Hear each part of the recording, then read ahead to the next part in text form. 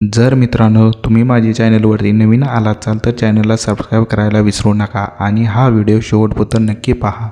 जर व्हिडिओ आवडला असेल तर व्हिडिओला लाईक करायला पण विसरू नका. नाशिकमध्ये वसतिगृहात 10वीच्या विद्यार्थ्याचा 5वी ते 7वी मुलींना गुंगीच्या गोळ्या देत अत्याचार केला. महाराष्ट्र पूर्ण हादरला गेला आहे. मेडिकल स्टोअरमधून गुंगीच्या गोळ्या आणून दारू पाजून या विकृत मुलांनी लहान मुलींवर अत्याचार केल्याचा आरोप हा पालकांनी केला आहे. नाशिक जिल्ह्यातील इगतपुरी येथे समाज कल्याण विभागाच्या वसतिगृहात घडलेली ही घटना अत्यंत संतापजनक, अमानवीय आणि महाराष्ट्राच्या सामाजिक प्रतिमेला काळिंबा फासणारी आहे.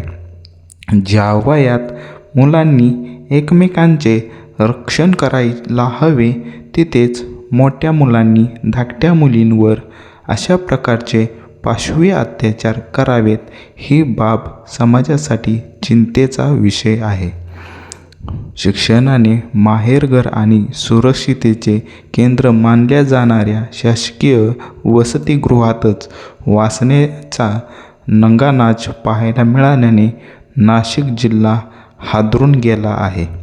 इगतपुरी येथील समाज कल्याण विभागाच्या वसतिगृहात 10वीत शिकणाऱ्या काही विकृत 20 मुलांनी 5वी ते 7वीतील लहान मुलांवर अत्याचार केल्याची धक्कादायक घटना उघडकीस आली आहे.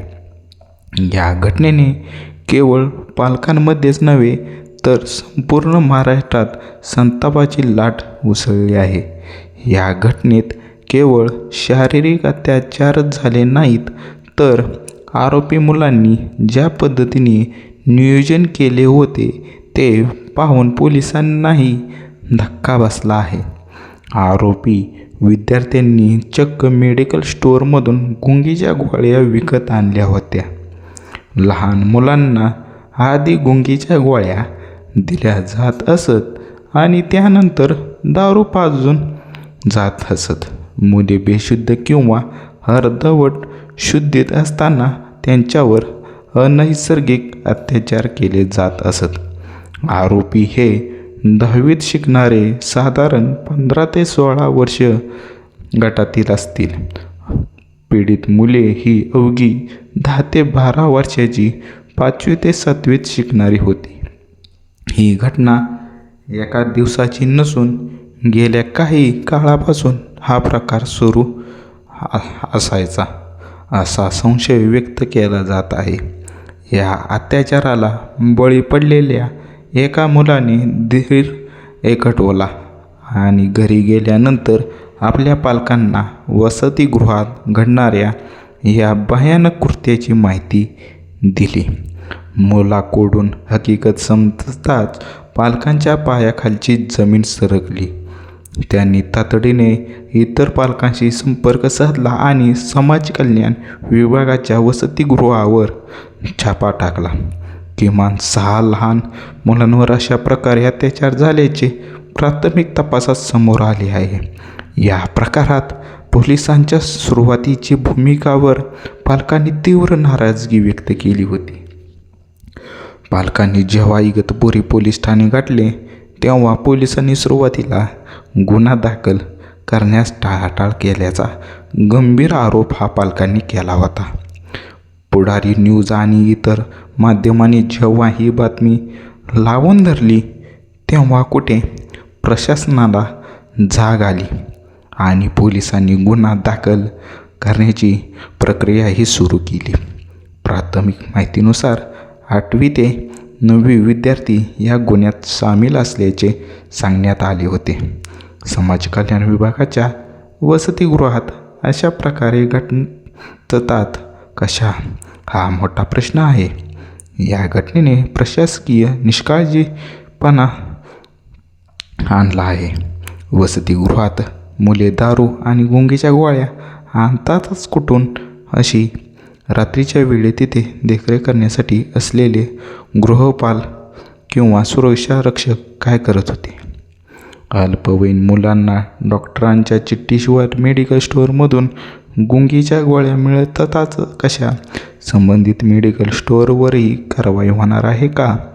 शासकीय वसतिगृहात मुलांच्या शासकीय आरोग्याकडे आणि त्यांच्या वर्तणुकीकडे लक्ष देण्यासाठी कोणतीही यंत्रणा कार्यरत नाही का? या प्रकरणात आरोपी मुले देखील अल्पवयीन असल्याची शक्यता असल्याने हा खटला अत्यंत गुंतागुंतीचा ठरू शकतो. मात्र गुन्ह्याचे स्वरूप पाहता त्यांच्यावर कडक कारवाईची मागणी होत आहे. लहान मुलांवरील लैंगिक अत्याचार असल्याने हा गुन्हा पॉस्को अंतर्गत नोंदवण्यात आला आहे. भारतीय न्याय संहितेनुसार अनैसर्गिक अत्याचाराची कलमेही यात लावली जातात. या घटनेनंतर संबंधित वसतिगृहात अधीक्षकाचा निलंबनाची टांगती तलवार आहे. अशा प्रकारामुळे गरीब आणि ग्रामीण भागातील पालक आपल्या मुलांना शिक्षणासाठी शहरात किंवा वसतिगृहात पाठवण्यास घाबरतील. हे शिक्षक प्रगतीसाठी घातक आहे. प्रत्येक शासकीय वसतिगृहाच्या CCTVद्वारे कॅमेरे अनिवार्य असावेत. वसतिगृहात मुलांच्या सामानाची आणि खोल्यांची अचानक तपासणी होणे गरजेचे आहे. लहान मुलांसाठी एक गुप्त तक्रार पेटी असावी, जिथे ते त्यांना होणाऱ्या त्रासाची माहिती कोणालाही न सांगता लिहून टाकू शकतील. इगतपुरीची ही घटना समाजाच्या नैतिक अंधपतनाचे दर्शन घडवते. गुंगीच्या गोळ्या देऊन स्वतःच्याच धाकट्या भावासारख्या असलेल्या मुलींवर अत्याचार करणे ही विकृती आहे. केवळ गुन्हा दाखल करून भागणार नाही, तर या मुलांना ही विकृती कुठून जडली ह्याचाही शोध घ्यावा लागेल. महाराष्ट्राला संस्कृत मानणाऱ्या प्रत्येक नागरिकांसाठी ही घटना एक मोठी घटना आहे. ही माहिती उपलब्ध वृत्तपत्रांमध्ये देत आहे. या प्रकरणातील पीडित मुलांची ओळख गोपनीय ठेवणे ही आपली सर्वांची कायदेशीर आणि नैतिक जबाबदारी आहे. जर मित्रांनो तुम्हाला ही व्हिडिओ आवडला असेल तर माझ्या चॅनलला सबस्क्राईब करायला प्लीज विसरू नका. आणि व्हिडिओ शेवट पाहिल्याबद्दल धन्यवाद.